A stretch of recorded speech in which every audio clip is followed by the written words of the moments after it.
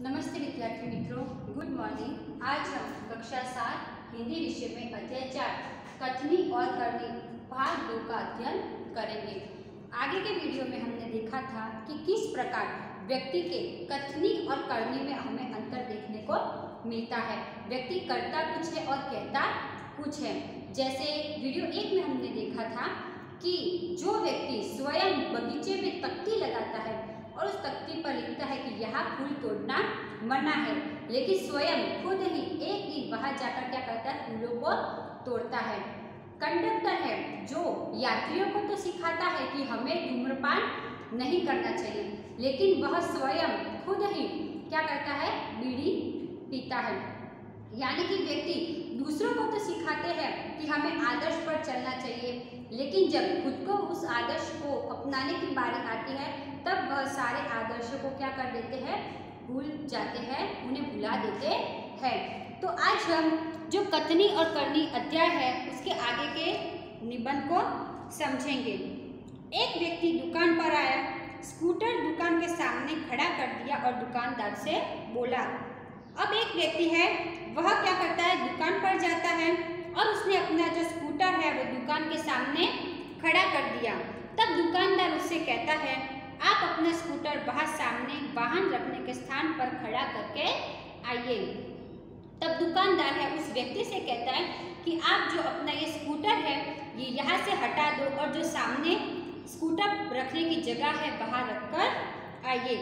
सज्जन ने कहा, मुझे ज़्यादा समय तक थोड़े ही रुकना है, मैं तो सामान लेकर अभी चला जाऊंगा। वह सज्जन व्यक्ति है वह दुकानदार से कहता है कि मुझे यहाँ पर ज़्यादा काम नहीं है, मैं तो यहाँ से सामान खरीदकर थोड़ी ही देर में यहाँ से चला जाऊंगा। दुकानदार बोला, पर दुकान के सामने बीच सड़क पर स्कूटर खड़ा रखना कोई ठीक बात नहीं। तब दुकानदार है वह सज्जन व्यक्ति को समझाता है कि ऐसे सड़क के बीचों बीच दुकान के सामने स्कूटर खड़ा रखना कोई अच्छी बात नहीं है। सज्जन ने स्कूटर वाहन खड़ा करने के स्थान पर ले जाकर खड़ा किया और वापस आकर सामान खरीदने लगे। फिर उस सज्जन व्यक्ति ने अपना स्कूटर जहाँ पर सारे वाहन रखे जाते हैं वहाँ पर खड़ा किया और वापस आकर क्या करने लगा, सामान खरीदने लगा। इतने में स्कूटर लेकर दुकान पर एक लड़का आया। स्कूटर दुकान के सामने खड़ा करके वह दुकान के अंदर चला गया। इतने ही देर में, थोड़ी देर में वहाँ पर एक लड़का आता है और वह लड़का स्कूटर है दुकान के सामने खड़ा रखता है और दुकान के अंदर चला जाता है। इस पर उस सज्जन ने दुकानदार से कहा, आपने इसे मना नहीं किया? वह बोला, यह तो मेरा बेटा है। तब वह सज्जन व्यक्ति है दुकानदार से कहता है कि आपने मुझे तो स्कूटर बीच में खड़ा रखने से मना किया था, लेकिन इस लड़के को तो मना नहीं किया। तब वह दुकानदार कहता है कि यह तो क्या है, मेरा बेटा है। अर्थात अपने पुत्र के लिए अलग नियम और दूसरे व्यक्तियों के लिए अलग नियम। कुछ लोग ऐसे भी होते हैं जो आदर्श की बातें तो करते हैं, लेकिन जब उन्हें अपनाना पड़े तो वे आदर्श भूल जाते हैं। हमें कितने ही व्यक्ति ऐसे देखने को मिलते हैं जो अच्छे अच्छे आदर्शों की बात तो करते हैं, लेकिन जब वह सारे स्वयं आदर्श खुद को अपनाने पड़ते हैं तब वे सारे आदर्श भूल जाते हैं। एक दिन एक सज्जन के घर उनके मित्र मिलने आए। दोनों मित्र बातचीत में मग्न थे कि किसी ने दरवाजा खटखटाया। एक दिन एक व्यक्ति के घर उसका मित्र मिलने आता है। दोनों ही मित्र अपनी बातचीत में मग्न थे, मशगूल थे। उसी समय किसी ने उनका दरवाजा खटखटाया। उन्होंने खिड़की से झांककर देखा, बाहर मकान मालिक खड़ा था। उस सज्जन पुरुष ने अपनी खिड़की में से बाहर देखा तो वहां पर कौन दिखाई देता है, उस घर का मालिक, मकान मालिक दिखाई देता है, जो पिछले 4 माह का किराया मांगने बार बार आ रहा था। माह का अर्थ होता है महीना।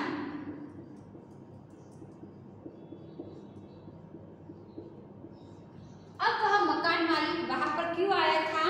4 महीने का जो किराया बाकी था वह लेने के लिए आया था। उन्होंने अपने बच्चे को समझाकर बाहर भेजा। उस सज्जन व्यक्ति ने अपने पुत्र को समझा बुझाकर बाहर भेज दिया।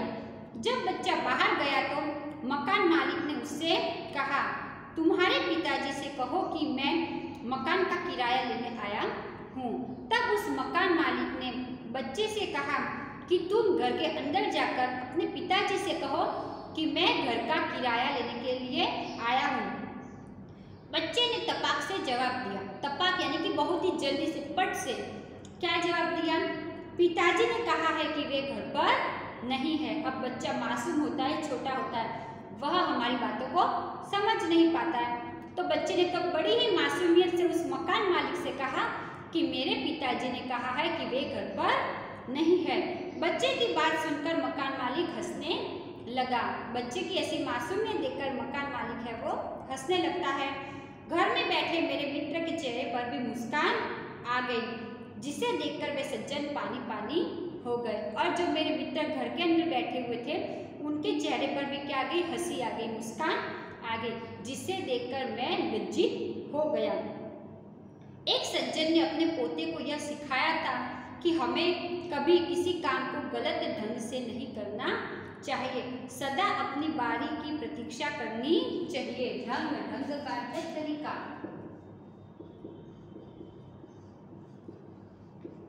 एक बार एक सज्जन व्यक्ति ने अपने पोते को सिखाया था कि हमें कभी भी हमारे जीवन में गलत तरीके से कोई भी कार्य नहीं करना चाहिए। सदैव हमें हमारी बारी की प्रतीक्षा का अर्थ है इंतजार, कि हमें हमेशा हमारी बारी का इंतजार करना चाहिए। एक दिन की बात है, वे जल बिजली के बिल जमा कराने गए। साथ में उनका 8 वर्षीय पोता भी था। अब एक दिन की बात है, वो दादाजी है वो पानी का और बिजली का बिल भरने के लिए जाते हैं और साथ में उनका 8 वर्ष का पोता भी जाता है।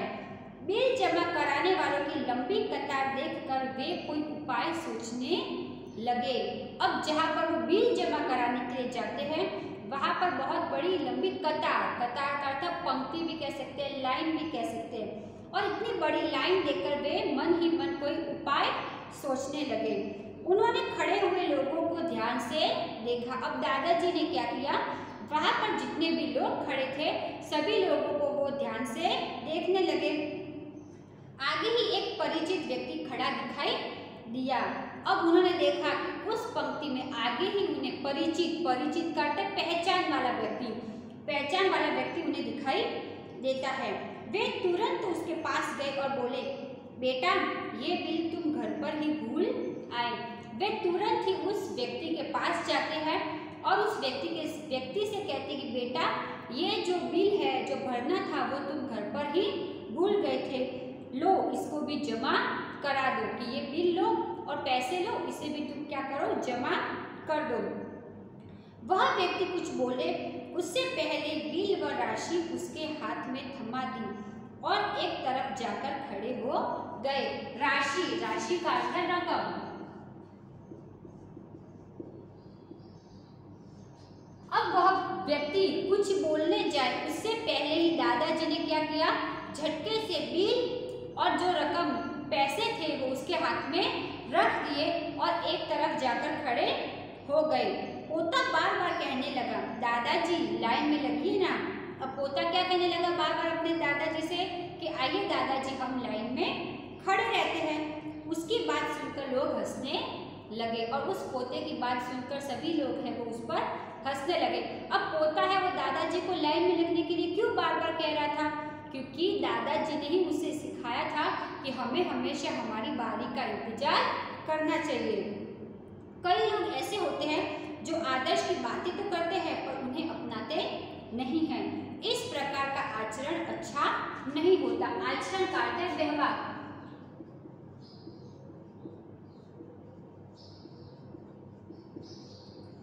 अब हमारे जीवन में हमें कई ऐसे लोग दिखते हैं जो बड़ी बड़ी बातें करते हैं लेकिन उनका व्यवहार अच्छा नहीं होता।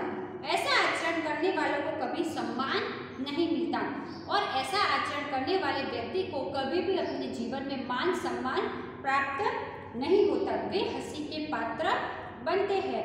इसीलिए हमें कथनी और करनी में सदैव समानता रखनी चाहिए। हो कथनी करनी एक समान, जग में मिलता तब सम्मान, कि हमें हमेशा हमारे कथनी और करनी में समानता रखनी चाहिए, तभी हमें हमारे जीवन में क्या मिलेगी, समानता मिलेगी, हमें हमारे जीवन में सम्मान मिलेगा। तो इस कथनी और करनी में हमें समझाया गया है। सबसे जो पहला था वो एक फूल तोड़ने का उदाहरण था कि व्यक्ति है जो बगीचे में फूल तो स्वयं लगाता है, तख्ती भी लगाता है कि फूल तोड़ना मना है, लेकिन स्वयं ही फूलों को क्या करता है, तोड़ता है। दूसरे में कंडक्टर है जो स्वयं दूसरों को, यात्रियों को सिखाता है कि बीड़ी सिगरेट नहीं पीना है, लेकिन स्वयं बस ड्राइवर के साथ मिलकर क्या करता है, सिगरेट पीता है। तीसरे में जो दुकानदार था वह उस सज्जन व्यक्ति को तो समझाता है कि दुकान के बीचों बीच स्कूटर खड़ा नहीं रखते हैं, लेकिन जब खुद का पुत्र आता है तब वह अपना नियम क्या कर देता है, बदल देता है। चौथे में पिता ही है खुद पुत्र को झूठ बोलने के लिए कहते हैं कि जाओ बाहर जाकर ऐसा कह दो कि मैं घर पर नहीं हूँ। और सबसे अंतिम में दादाजी है वो पोते को तो सिखाते हैं कि हमें हमेशा हमारे जीवन में आदर्श को अपनाना चाहिए, हमारी बारी का इंतजार करना चाहिए, लेकिन जब उस आदर्श को अपनाने की उनकी खुद की बारी आई तब वो सारे आदर्श भूल गए। उल्टा वह छोटा सा बच्चा है वही हंसी का क्या बन जाता है, पात्र बन जाता है। तो यदि हमें हमारे समाज में या हमारे संसार में हमें सम्मान चाहिए तो हमें हमारी कथनी और करनी में हमेशा समानता रखनी चाहिए, तभी हमें क्या मिलेगा, सभी जगह मान सम्मान मिलेगा। Thank you.